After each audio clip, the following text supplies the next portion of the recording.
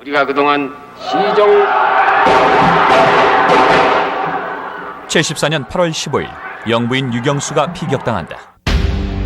저격범은 제1교포 청년 문세광. 그는 경호관의 도움으로 현장에 들어갔다. 집어는 왜 문세광이라? 그래도 내가 왜 이름이 들어왔을까? 그래서 뒤에가 서 있었단 말이야.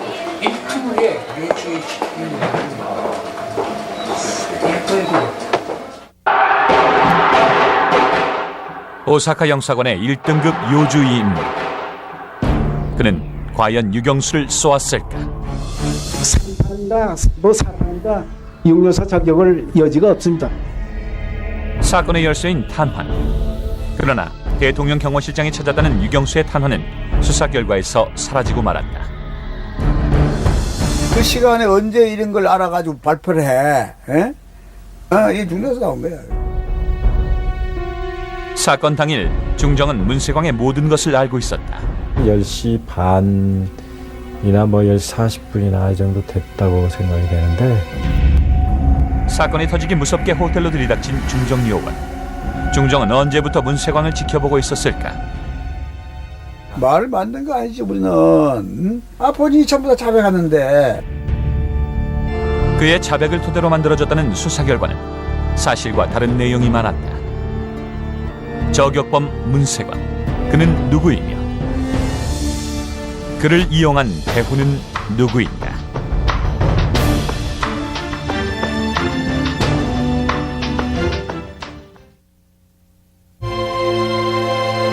사건 발생 나흘 후인 8월 19일 영부인 유경수의 국민장이 치러졌다.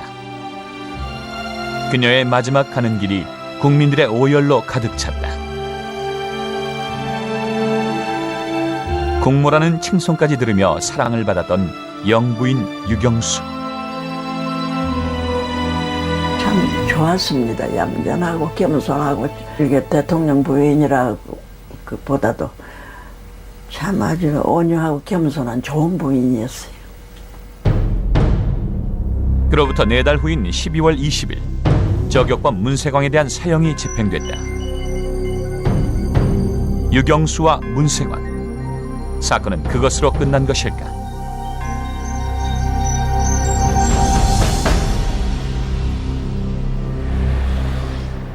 사건 당일 일본 오사카. 상황은 숨가쁘게 돌아가고 있었다. 견제하더만 8월 15일 그날 우리가 동료에서 돌아오니까 일본에 말이야, 견제하기 말이야. 우리 집에 사고가 있는 그날인데 윤세양이 며칠 날에 우리 집에 왔지라는 말까지 탁 하는 거야. 왜 한국에 가기 전에 5일 그 6일인가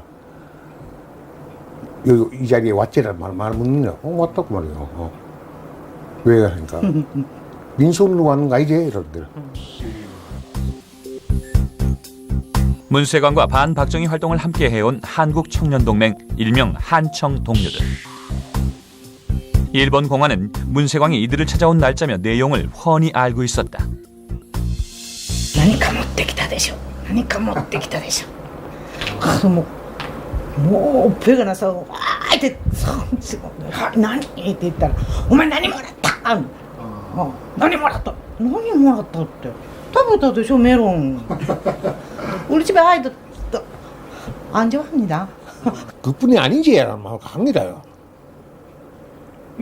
다른 것도 가져왔지 이런 말. 8월 15일 날 선생님한테 물어본 거 아니에요? 그렇죠. 그래서 다르게 뭐 있었던가 해서 이러이러 생각하고 내가 만약에 다른 게 뭐 있었네 하는 게 구르마 티를 받아놓은 게 있단 말이야. 그 구르마 우리 집 앞에 그에 있을 기라고 말이야.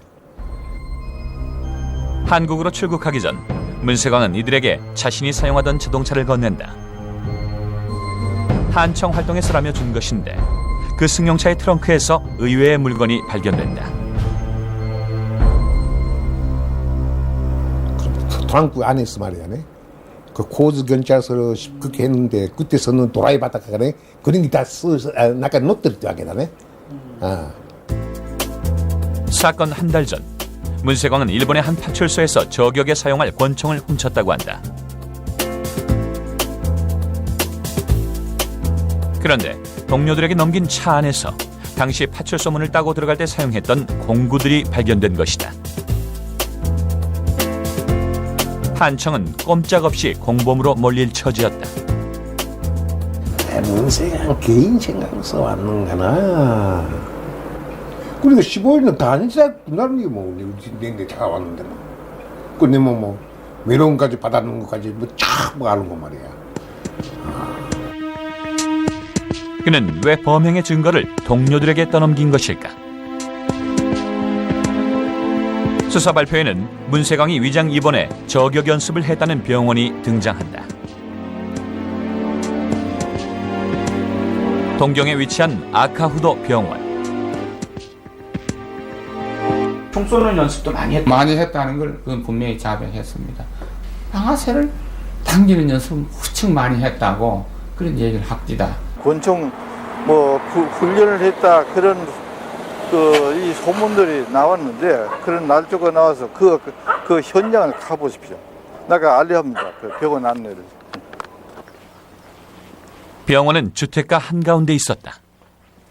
이거 18호 여기 있었어. 문세광이 있었다는 2층 18호실엔 침대가 9개. 예. 당시는 침상의 대부분이 차 있는 상태였다고 한다.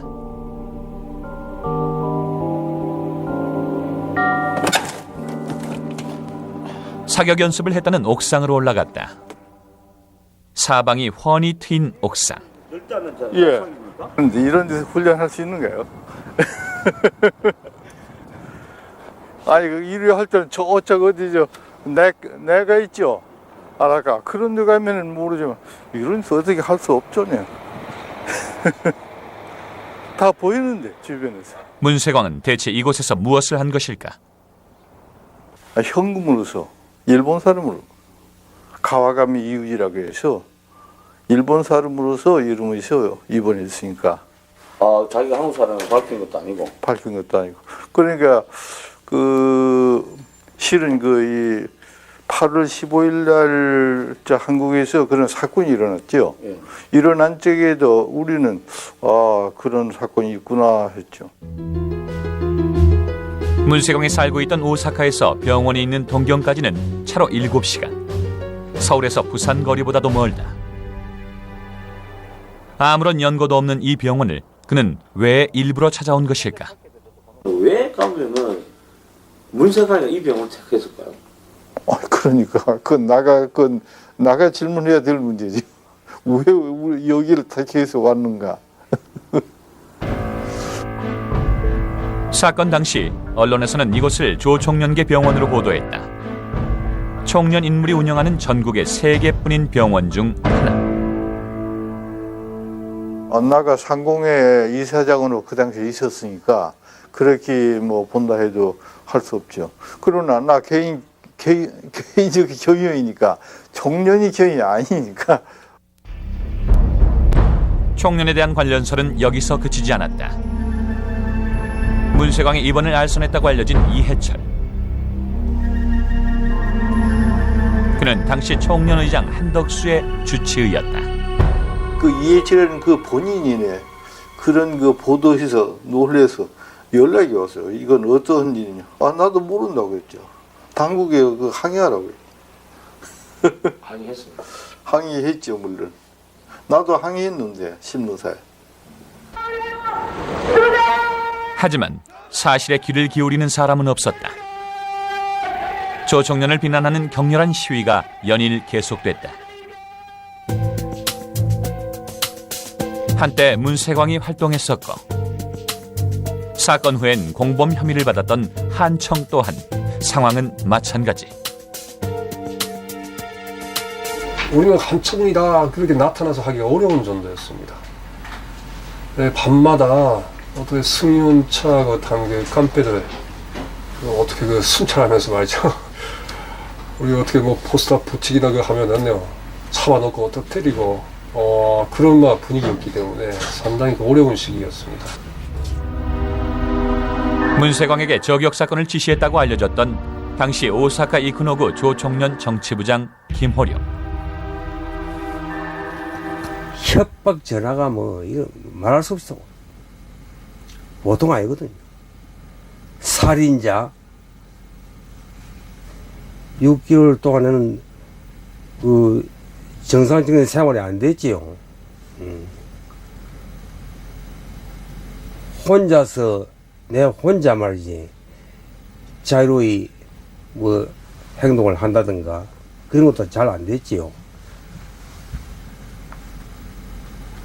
무섭지 않습니까? 어디서 어떤 뭐 납치를 당할지. 문세광은 반박정희 운동을 하던 두 단체에 치명타를 남긴 셈인데 그에 대한 재판이 진행 중이던 74년 가을 한 통의 편지가 공개된다. 이런 거를 이건 그래 이 통일일보이죠. 그 개시의 모략 신문이에요. 그래 이거 모략.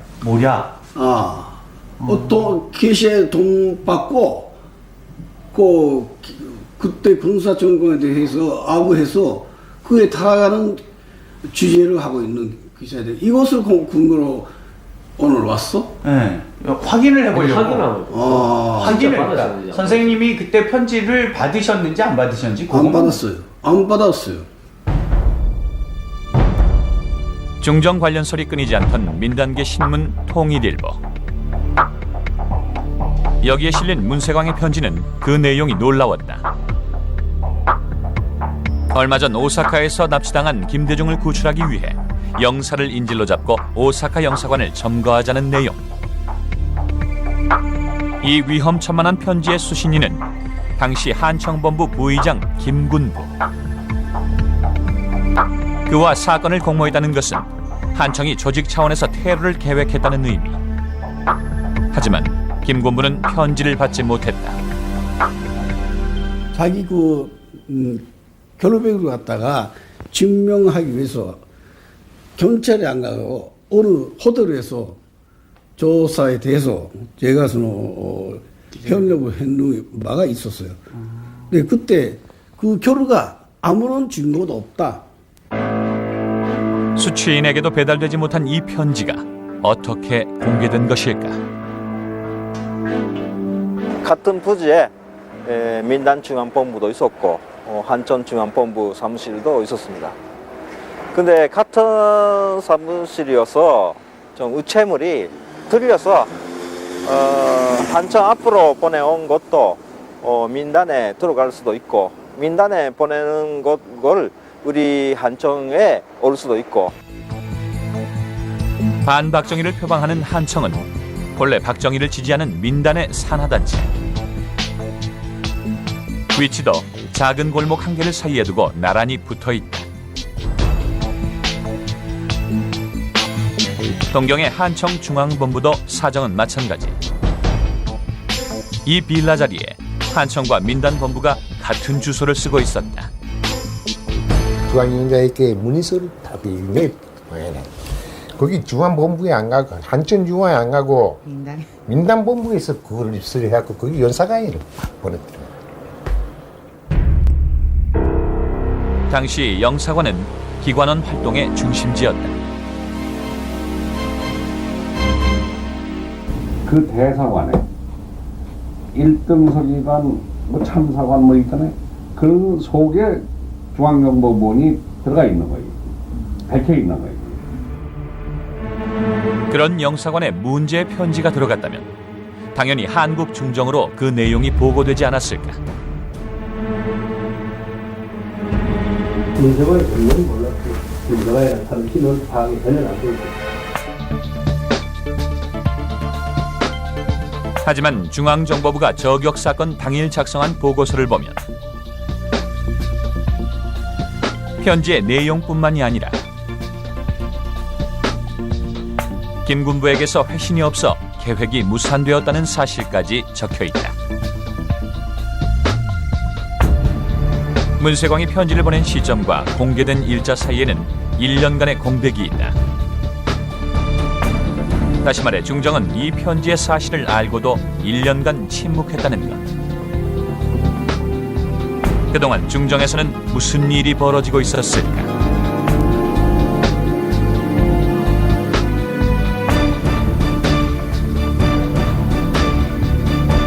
문세광이 편지에서 언급한 오사카 영사관 인질극과 폭파 계획을 중앙정보부는 이미 알고 있었습니다. 하지만 중앙정보부는 문세광의 위험천만한 계획에 대해 수사를 하지도 않았고 저격 사건 이후까지 1년 넘게 그 사실을 비밀에 붙입니다. 중앙정보부가 침묵하면서 문세광을 주시했을 그 1년 동안 문세광은 저격 사건을 계획하고 마침내는 실행에 옮겼습니다. 17살에 학교를 그만두고 반박정희 운동가가 된 문세광. 한국 언론 최초로 그의 수첩을 입수했다. 일본 경찰의 증거로 압수되었던 것을 그의 큰형이 보관해오고 있었는데 수첩에는 공산주의 구호가 여기저기 적혀있다. 남조선 혁명을 하려면 박 대통령을 제거해야 된다 라고 교육을 받은 거예요. 일본 저청년 간부들로부터. 근데 이 사람이 뭔가 그러니까 그런데 이용당하는 어떤 그 성격적 약점이 있었겠지. 뭔가 나는 그렇게 생각합니다. 다소 그 소영웅주의적인 그런 어떤 성격이 있었지 않느냐. 그것을 부추겨 가지고 이용했다. 그런 느낌이 듭니다. 당시 오사카에서는 청년이든 아니든 박정희 독재 타도의 목소리가 높았다. 문세광이 활동했던 한청은 공산주의에 반대하는 민단 산하의 단체. 그런데 그의 수첩에는 북한과 김일성 주체 사상을 찬양하는 내용도 적혀 있었다. 이쪽에 유행이 있어요. 한국에서도 젊은 사람들이 유행을 했잖아요. 유행했잖아요. 즉시 이렇게 80년대 유행을 했지 않습니까? 그러니까 그 사람들이 무슨 행위가 뭔지 알아서 하는 거 그리고 우리 일종의 정렬에 칼을 그런 현상이 70년대 초기에 일본의 전쟁이었는데 일반적인 신조였습니다. 深い思想はない。常に感情で動く気分で、韓国に対する気分、思いだけで思想が何もないよ。胸は熱いんだけど思想がなかった。 생각보다 행동이 앞섰던 청년 문세광. 그가 살았던 니시 2번가는 멧돼지 사료촌이라고 불렸던 곳이다. 낡고 작은 집들이 밀집한 가난한 동네. 한국분이 아직 살고 계시는 거예요? 네. 민당, 이곳의 주민 5명 중 1명은 한국인이었다.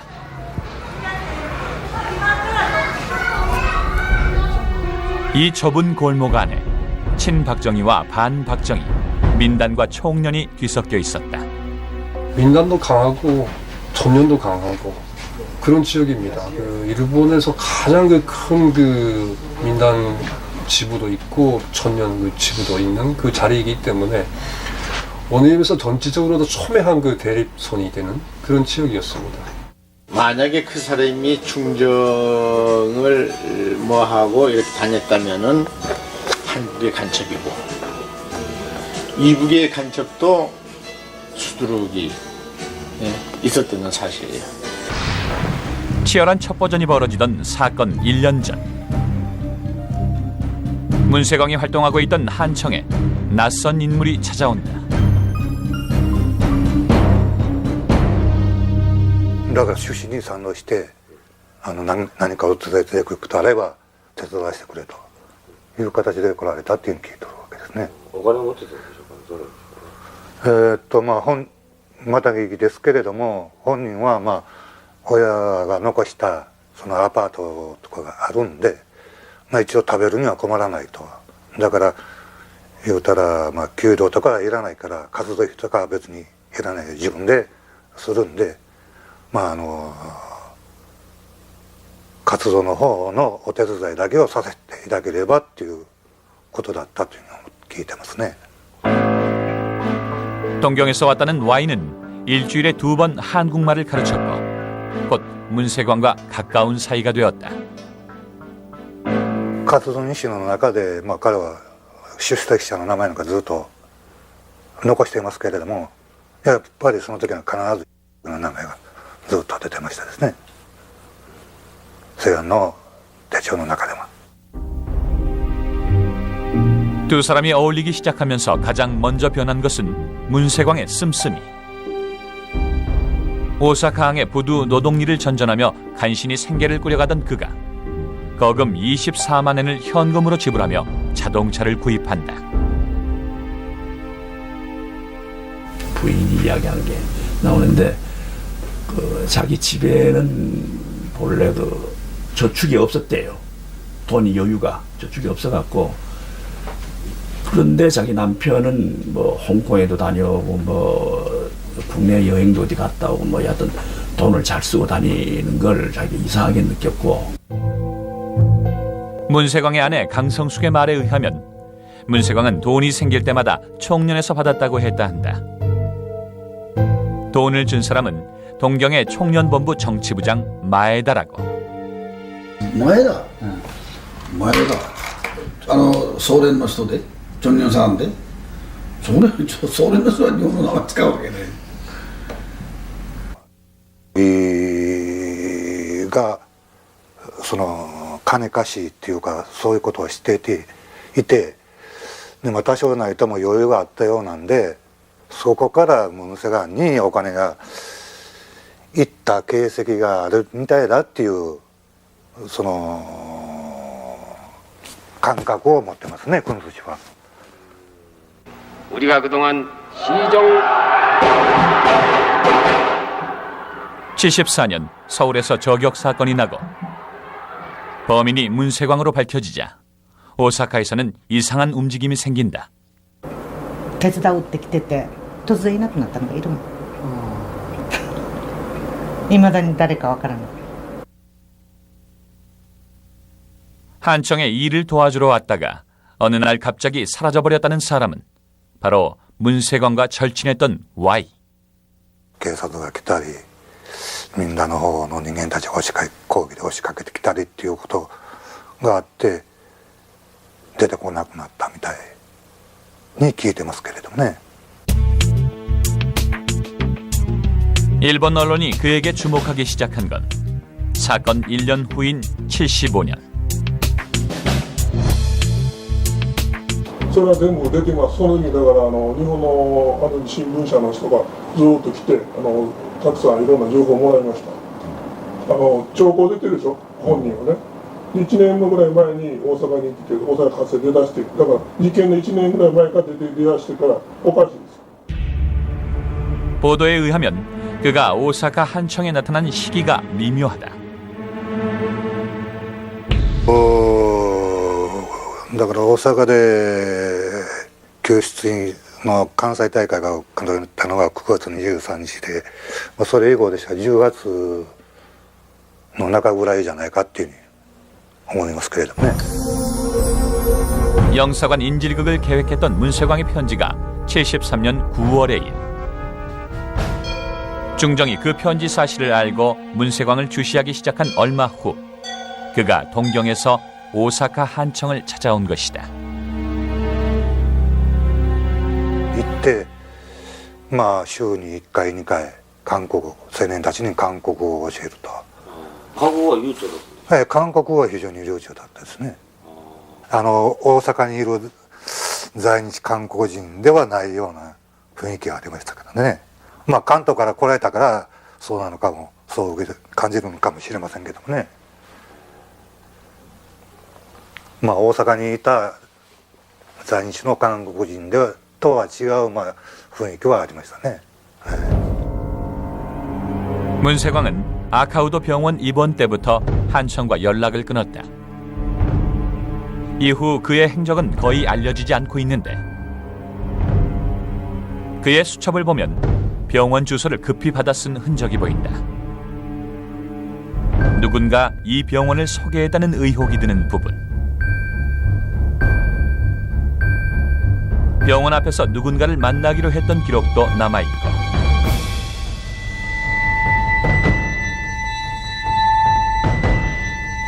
이름을 가와가미 유지로 바꾸라는 메모도 있다. 병원 입원 당시 사용했다는 동경의 주소는 또박또박 받아 적은 듯한데 누구였을까? 문세광은 과연 누구를 만나고 있었던 것일까? 문세광 씨가 아까부터 병원에 입원을 하셨지 않습니까? 그때에 문세광 씨하고 몇 분 정도 만났어요? 아니 병원에 병문안 가셨다면서요? 네.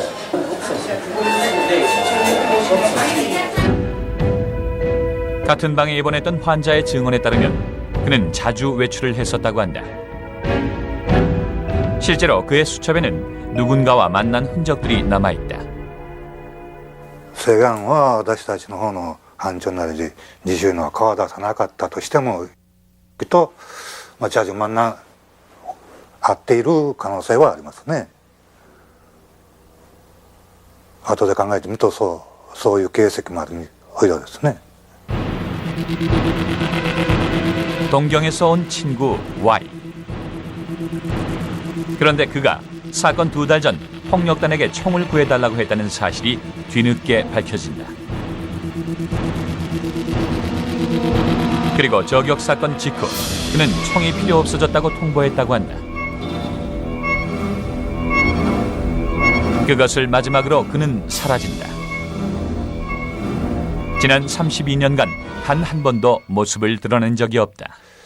でまあ後で気がついてみるとそのギって名前が本当の名前かどうかも誰も確認してないっていうことですね。 당시의 정보대 자기 본명을 나누고 다니는 사람이 없었잖아요. 한때. 나도 이제 진짜 그 이름인가 해서 공간에 있는 사람들도 가명을 썼어요. 아, 그 당시에요? 그 당시 정보부원들은. 문세광과 그는 종종 문세보와 어울렸다고 한다. 문세보는 문세광과 가장 절친했다는 그의 작은 형. その当時ムンセガンが行くので親しかった人間は誰もいなかったと思います。一番親しかったのはセボ兄貴であるし 문세보인가 하여튼 그런 기억되는 동생이 또 일본에 있었어요. 형제간에 우애가 남다른지 자기 동생은 잘 있는지 모르겠다고. 한때 민단 내에서 문세광과 단독 그룹을 만들어 1년간 함께 활동하기도 했다는 작은 형 문세보. 수소문 끝에 그의 집을 찾아갔다. すいません、남조상. 문 선생님 저 한국에서 왔거든요. 밑에 뭐라이마센까네. すいません. 문 선생님. 대답 좀 부탁드릴게요. 하지만 며칠을 계속 찾아가도 그의 집에선 인기척이 없었다. 문 앞에 놓여진 오토바이를 보면 그는 분명 집에 있었는데.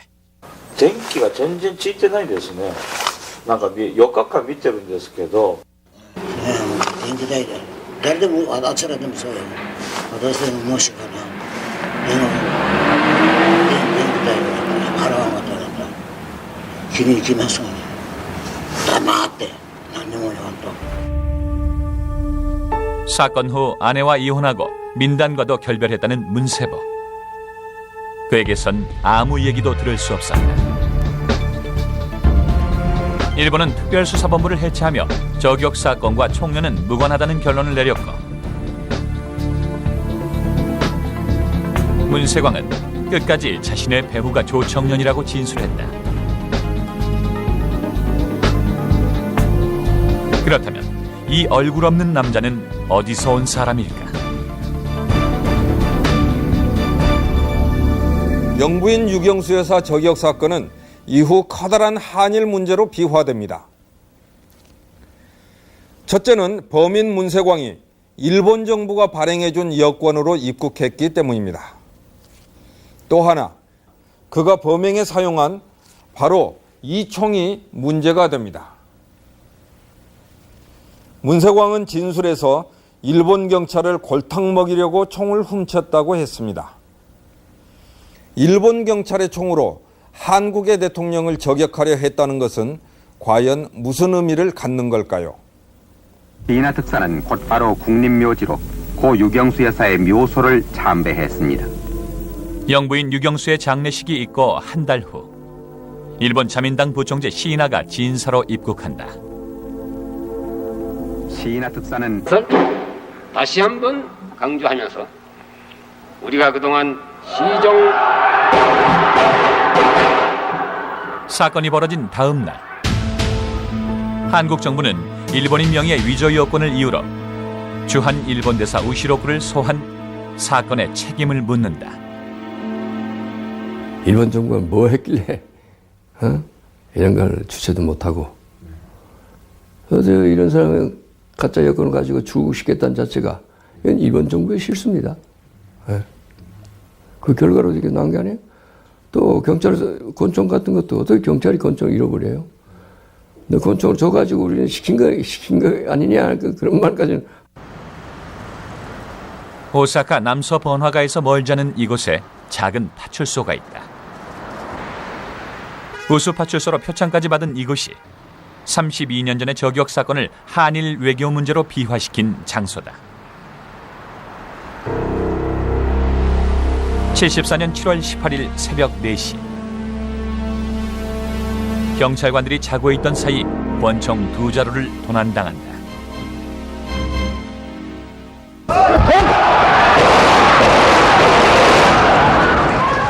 유경수를 겨눈 총이 바로 이 파출소에서 도난당한 것이었는데, 일본 경찰의 총에 한국 영부인이 사망하자 사건은 외교 문제로 비화된다. 파출소 안에 이제 그 경찰관이 몇 명이 이렇게 자고 있었고, 권총은 어디에 왜 잘 때는 혁대를 풀어서 벽에 걸지 않아요. 걸어 있는 모습. 그리고 이걸 훔쳤다. 이걸 그림그렸어요. 파출소에서 도난당한 총은 미제 389경 총기번호 402508. 사건 초기엔 폭력단원이 용의선상에 올랐다. 문세광의 진술에 따르면 그는 한밤중에 혼자서 파이프렌치로 이 뒷문 자물쇠를 따고 파출소에 들어갔다고 한다. 혁명가는 스스로 무기를 조달하여 혁명을 성공시켜야 한다는 김호령의 지시에 따라 총을 훔친 것이라고 하는데, 파출소에서 훔쳐라 이런 얘기도 하셨어요? 말이 됩니까? 내가 뭐 때문에? 普通はそうするでしょうね。しかし大阪ですから、これはもう日本のヤクザの本拠地のようなもんだから、まあ闇市場で手は入るだろうと。 야쿠자를 통하면 당시 오사카에선 총을 구하는 일이 어렵지 않았다. 그는 왜 굳이 파출소에 총을 훔쳤던 것일까? 그런데 현장에서 발견된 발자국은 문세광의 것이 아니었다. よりもできないです彼はそこまで、なぜかというと太ってるし動きはスローだし。どれぐらい太ってたんですか？今の僕ぐらい太ってた。そういう人間がそういうふうにそこまで頭使っての機敏な行動を取れるとは思わない。 일이 이렇게 되자 일본 경찰은 한국의 구체적인 상황을 묻기 시작한다. 당시 한일 양국이 주고받은 전문을 보면 일본은 문세광이 파출소에 두고 온 물건들을 한국 정부에 물어오는데, 인터폴 전문에는 이 질문에 대한 한국의 회신이 없다. 사실 확인을 위해 일본 경찰은 한국에 문세광의 지문을 의뢰했고, 현장의 것과 비교해본다. 그 결과 현장에서 발견된 19개의 지문과 11개의 손바닥 장문 중 문세광의 것과 일치하는 것은 발견되지 않았다. ましてこの事件というのはもう日本の警官のピストルだっていうと国家関係を揺るがすぐらいのことになるから普通はその事実をつかんだとしても、政権の中枢で相談するあるいは外務省の当時外務部といったけどその幹部を呼んで日本にどういうふうな対応をするかそういう国家間の問題ですからねあんな早く淡々とこう行くことはちょっと不自然には思いましたですね。 총에 대한 수사는 일사천리로 진행됐다. 사건 당일 문제의 총이 오사카 파출소에서 훔친 총이라는 사실이 발표되었는데 중정은 이 모든 내용을 이미 알고 있었다. 문세광의 총기 절도 사실을 알고도 중정이 침묵했다는 것일까? 사건은 흐지부지 마무리되고 이 한 자루의 총은 국민들의 반일 감정을 들쑤셔 놓는다. 사건 직후부터 일본 대사관의 협박 전화가 빗발치던 급기야 시위 군중이 대사관에 난입한다. 국민들의 분노는 식을 줄을 몰랐다. 연일 반일 시위가 이어졌고 시위에 나선 사람들은 남녀노소가 따로 없었다. 애국 시민에는 아무것도 없었던 겁니다. 또 그때 그 생활들이 넉넉한 것도 아니고 그렇게 놀고 있는 사람도 아니었습니다. 그러나 다만 내 생활이 먼저냐 국가 안보가 먼저냐. 시위 군중 중에는 손가락을 잘라가며 일본에 대한 분노를 표출한 사람들도 있었다. 한국 정부는 힘을 얻었다. 당시 외교문서를 보면 8월 30일 하오 2시 박 대통령은 우시로쿠 일본 대사에게 사태가 한일 간의 단교까지도 갈 수 있다는 불행한 결과를 경고한다. 아, 우리 대통령이 그리 진노했습니다 하고 말하는 건 좋죠. 전 한국 백성들 나도 그건 최대 강력하게 말하는 거지 가서. 이랬다가는 양국관계에 어떤 결과가 올지 모르겠다든가 이렇게 강력히 프레스 하는 거지. 그럼 상대방에 이게 상상하는 겁니다. 친서에 의한 공식 사죄를 요구한 한국은 결국 원하는 것을 얻어냈다. 시이나 자민당 부총재가 다나카의 친서를 들고 사죄를 하러 입국했고 사건은 외교적으로 마무리되었다. とにかく朝鮮総連に対するその態度が生ぬるいということで、韓国政府は日本に要求してたわけですよね。新書の中にはっきり朝鮮総連という言葉を使ってほしいということを要求してたわけです。それで、田中新書の中にはその朝鮮総連というやつは日本政府としてはまだはっきりとその証拠がつかめないからね。その出すわけにはいかんということで出してなかったんですよね。 그래서 문세광 사건을 계기로 해가지고 한국이 일본에 대해서 외교적인 입장이 강해지는 것은 사실이죠. 그러니까 그 이전까지는 한국이 외교적으로 상당히 고립돼 있고 그리고 수세에 몰리고 했다가 문세광 사건이라는 것이 계기가 되면서 일본에 대해서 사죄를 요구하고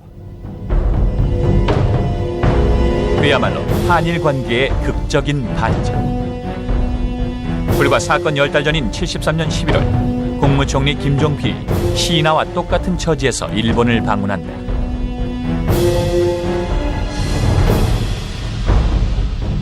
일본에서 벌어진 김대중 납치 사건에 대한 외교적인 수습이 필요했기 때문이다. 박정희를 지지했던 극우파 의원들이 나섰지만 한국이 일본의 주권을 침해했다는 일본 정가의 분노는 쉽게 수그러들지 않았다. 日本の国会でも大変厳しい追及があって、そして田中内閣も8月の末ぐらいまではですね、韓国政府に対して非常に厳しい態度をとってました。 당시 일본에서 반박정희 정서는 그야말로 대단했다. 박 정권을 지지했던 민단에서마저 그에게 등을 돌리는 그룹들이 생겨났다. 대부분이 그렇게 생각하고 있었어요. 예. 많이 특히 그 일본 언론에 신문에도 매일같이 말해서 그 사건은 무슨 뭐 정보부가 한 것이다 그렇게 많이 나오기도 하고 했기 때문에 동포들도 말이죠 좀 잘못이다 그렇게 생각하는 사람 많습니다.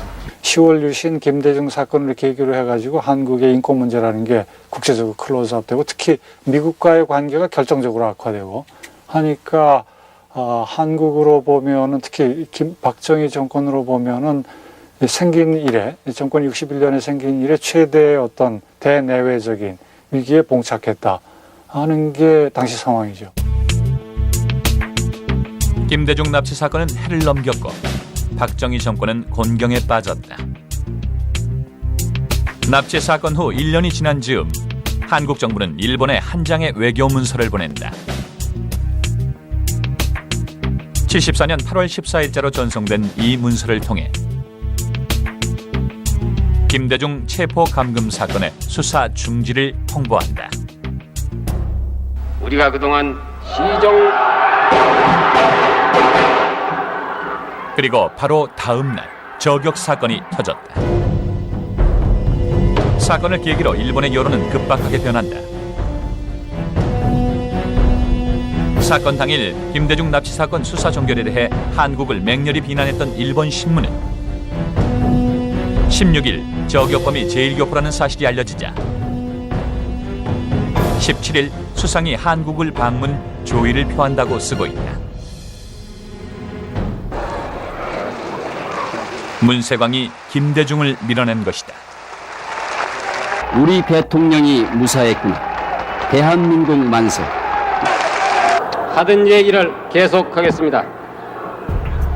영부인 유경수가 실려나간 후 박정희는 다시 연단에 섰다. 그리고 나머지 연설문을 모두 읽은 뒤 손을 흔들며 무대를 내려온다. 8월 23일 오전 10시 그는 저격 사건을 통해 국민 총화가 굳건히 이루어졌다며 긴급조치 1-4호를 해제한다.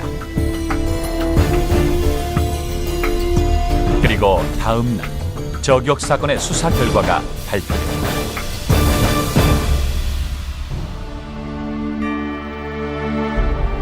그해 12월 17일 대법원에서 문세광에 대한 사형이 선고된다. 사흘 후 사형이 집행된다는 사실을 모르는 채 23살의 저격범은 웃고 있었다. 本当にこの笑っていた色の白い男で太った大きな男ですけれどもこちらに視線を出しながらしかしそれはさっきも言ったように同じ笑いで明るいんですよね。で何か非常に不思議さを感じてここからは僕の想像の問題になるけれども彼は最後まで自分は処刑されないと思ってたと思う。それでなければああいう明るさは出てこない。 문세광의 주변에는 분명 어떤 기관이 존재했다. 하지만 그를 이용했던 존재는 여전히 밝혀지지 않았고 과연 그가 유경수를 저격했는지 또한 미완의 숙제로 남았다. 유경수와 문세광 사건은 아직도 끝나지 않았다.